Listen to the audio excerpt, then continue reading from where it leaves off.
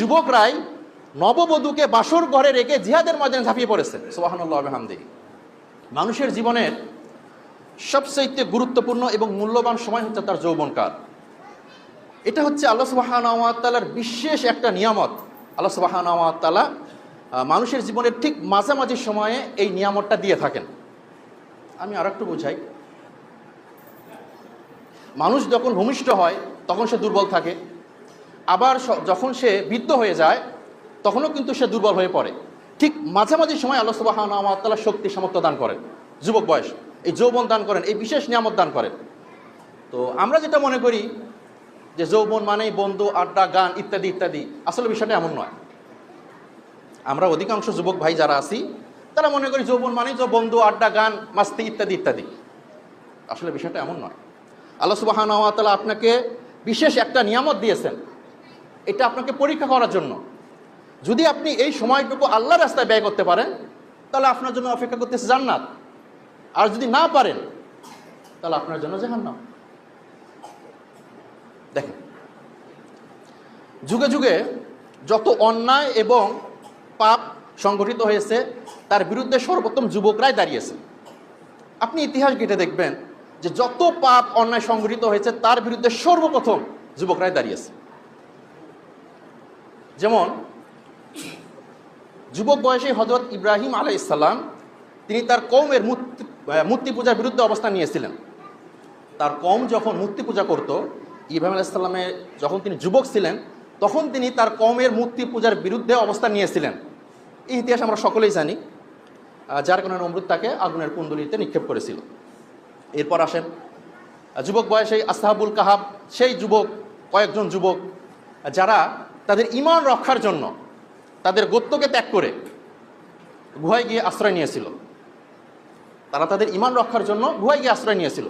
যখন থেকে গোটা কওম মূর্তি পূজায় লিপ্ত, শিরকে লিপ্ত, তারা তাদের ঈমান রক্ষার জন্য কয়েকজন যুবক যারা গুহায় গিয়ে আশ্রয় নিয়েছিল, আল্লাহ সুবহানাহু ওয়া তাআলা তাদেরকে 309 বছর ঘুমিয়ে রেখেছিলেন। সুবহানাল্লাহ ওয়া বিহামদিহি। এই ইতিহাস আমরা সকলেই জানেন, আমি ওইদিক যাচ্ছি না কারণ শেষ করতে পারবো না। আমি মূল বিষয়গুলো যেটা বলতে চাচ্ছি, এই যুবকরাই নববধূকে বাসর ঘরে রেখে জিহাদের ময়দানে ঝাঁপিয়ে পড়েছে। এরকম ইতিহাস আপনি কোথায় পাবেন? এই যুবকরাই নববধূকে বাসর ঘরে রেখে জিহাদের ময়দানে ঝাঁপিয়ে পড়েছে। সুবহানাল্লাহ ওয়া বিহামদিহি। এমনই একজন সাহাবী ছিলেন, নাম হচ্ছে হযরত দুলাইবিব রাদিয়াল্লাহু তাআলা আনহু। তার চেহারা ছিল কালো, গরিব, অসহায়, অর্থবিত্ত কিছু ছিল না, তাকে কেউ চিনতও না। ক্ষুধা লাগলে পানি পান করতেন, কোনোদিন খাবার পেতেন, কোনোদিন পেতেন না। এই জমিন ছিল তার বিছানা, আসমানি ছিল তার ছাদ। মসজিদ নববীর পাশেই তিনি থাকতেন। রাসূল সাল্লাল্লাহু আলাইহি ওয়াসাল্লাম সাহাবীদের সাথে একদা কথা বলতেছেন। দূরে জুলাইবিব রাদিয়াল্লাহু তাআলা আনহু তিনি সংকীর্ণ অবস্থায় দাঁড়িয়ে আছেন। রাসূল সাল্লাল্লাহু আলাইহি ওয়াসাল্লাম তাকে কাছে ডাকলেন এবং সাহাবীদেরকে উদ্দেশ্য করে বললেন, হাল তারিফুনা হাযা, তোমরা কি একে চেনো? অধিকাংশ সাহাবী উত্তরে বলল যে না, আমরা তো একে চিনি না। রাসূল সাল্লাল্লাহু আলাইহি ওয়াসাল্লাম বললেন, হাযা জুলাইবিব, এই হচ্ছে জুলাইবিব। রাসূল সাল্লাল্লাহু আলাইহি ওয়াসাল্লাম বললেন, জুলাইবিব তুমি বিয়ে করবে না? জুলাইবিব তখন উত্তর বলল, ইয়া রাসূলুল্লাহ, আমাকে কে বিয়ে করবে?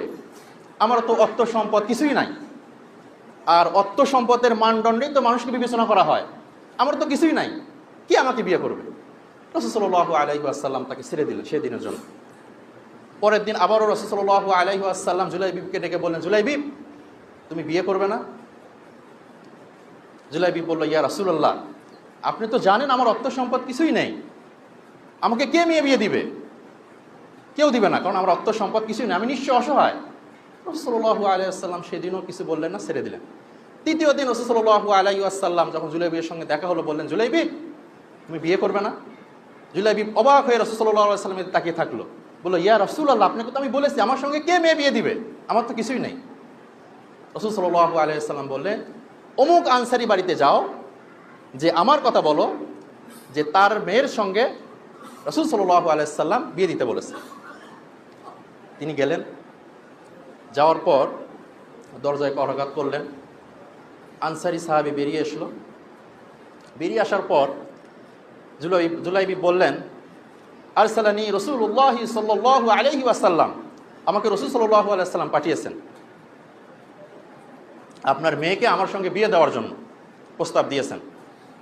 এই কথা শুনে আনসারী সাহাবী অবাক হয়ে বলল যে এটা কিভাবে হতে পারে, তোমার তো কিছুই নাই, আর আমার মেয়ে হচ্ছে বর্তমান সময়ের সবচেয়ে সুন্দরী মেয়ে, তোমার সঙ্গে আমরা কিভাবে বিয়ে দিই? এই কথাগুলো মেয়েটি ঘর থেকে শুনতেছিল। জুলাইবিব যখন চলে আসবেন ঠিক ওই মুহূর্তে মেয়েটি বলল, তার পিতা এবং মাতাকে উদ্দেশ্য করে বলল, তোমরা কি করতেছো? আল্লাহ রাসূল সাল্লাল্লাহু আলাইহি সাল্লামের প্রস্তাবকে তোমরা প্রত্যাখ্যান করতেছো, এটা কখন হতে পারে না। আল্লাহি, আল্লাহর নামে কসম করে বলতেছি, তার অবস্থা যেমনই হোক আমি তাকে বিয়ে করার জন্য প্রস্তুত আছি। সুবহানাল্লাহ। জুলাইবিব রাদিয়াল্লাহু তাআলা আনহু বিয়ে করলেন।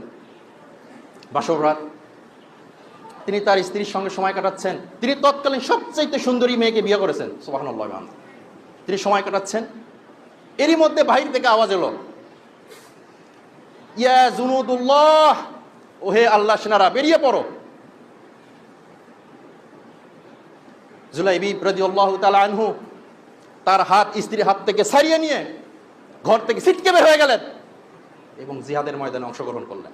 আল্লাহু আকবার, আল্লাহু আকবার, আল্লাহু আকবার। দিস ইজ ইসলাম। আল্লাহর জন্য আপনি সবকিছু করতে প্রস্তুত থাকবেন, নিজের জান মাল সবকিছু আপনি উৎসর্গ করে দিবেন, তাহলে আপনি জান্নাত পাবেন।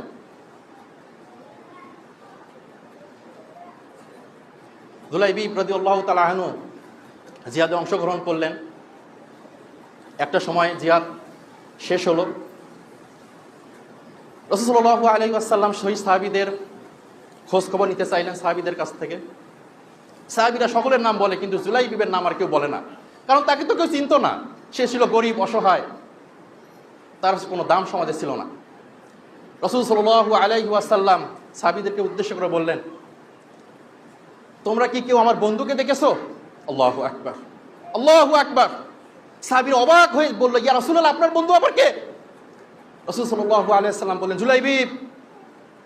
রাসূল সাল্লাল্লাহু আলাইহি ওয়াসাল্লাম নিজে খুঁজলেন জুলাইবিব কোথায় আছে। দেখলেন তিনি এক জায়গায় পড়ে আছেন, তার শরীরে রক্ত এবং অসংখ্য কাটার দাগ, তার মুখ ধুলো মেখে আছে। রাসূল সাল্লাল্লাহু আলাইহি ওয়াসাল্লাম বসে তার মুখ থেকে ধুলো ময়লা পরিষ্কার করে তার মাথাটা তার নিজ উরুর উপরে রাখলেন। সুবহানাল্লাহ। এবং কিছুক্ষণ পর তার মাথাটা ডান দিকে ফিরিয়ে দিলেন এবং সাহাবীদেরকে বললেন, তোমরা কি জানো যে আমি জুলাইবিবের মাথা কেন ডান দিকে ফিরিয়ে দিলাম? সাহাবীরা উত্তর দিল, ইয়া রাসূলুল্লাহ, আমরা জানি না। রাসূল সাল্লাল্লাহু আলাইহি ওয়াসাল্লাম বলেন, আমি জানি জুলাইবিব অনেক আত্মসম্মানিত ব্যক্তি, অনেক গায়রতওয়ালা ব্যক্তি। আমি লক্ষ্য করতেছিলাম জান্নাত থেকে হুরিরা তাকে আলিঙ্গন করার জন্য দৌড়ে আসতেছে, সে যেন লজ্জা না পায়, এই জন্য আমি তার মাথাটাকে ডান দিকে ঘুরিয়ে দিয়েছি। আল্লাহু আকবার, আল্লাহু আকবার। রাসূল সাল্লাল্লাহু আলাইহি ওয়াসাল্লাম বললেন, জুলাইবিব, তুমি আমার জন্য আর আমি তোমার জন্য। ভাই, এই কথাটার বলার অর্থ হচ্ছে, দেখেন, সমাজে যাকে কেউ চিনল না, যাকে কেউ দাম দিল না, যে ছিল মানে দেখতে খুব একটা ভালো না, যার অর্থ সম্পদ কিছু ছিল না, সে আল্লাহ এবং রাসূলের কাছে কত প্রিয় ছিল। আর আমাদের আজকে এত অর্থ সম্পদ, এত হ্যান্ডসাম আমরা, এত সুদর্শন পুরুষ আমরা, অথচ আল্লাহর কাছে প্রিয় হতে পারলাম না। তাহলে এই জীবন রাখে লাভ কি আমাদের? বলেন। তার তো কিছুই ছিল না, সে আল্লাহ এবং তার রাসূলের কাছে কত প্রিয় ছিল। আল্লাহু আকবার, আল্লাহু আকবার। ভাই,